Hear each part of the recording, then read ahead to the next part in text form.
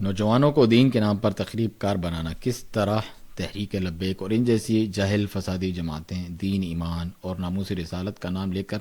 اتنے چھوٹے بچوں تک کا برین واش کرتی ہیں، جو اس حرکت کو دینی غیرت اور ثواب سمجھ کر رہے ہیں، حالانکہ رسول اللہ صلی اللہ علیہ وآلہ وسلم نے فرمایا ایمان کا کم ترین درجہ بھی راستے سے تکلیف دہ چیز کو ہٹانا ہے، اور وہ شخص لعنتی ہے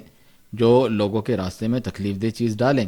جبھی سلف صالحین فرمایا کرتے تھے کہ کسی نوجوان کی بڑی خوش نصیبی ہے کہ جب وہ دین کی طرف آتا ہے تو اس کی رہنمائی کرنے کے لیے کوئی سنت پر چلنے والا دوست یا استاد مل جائے۔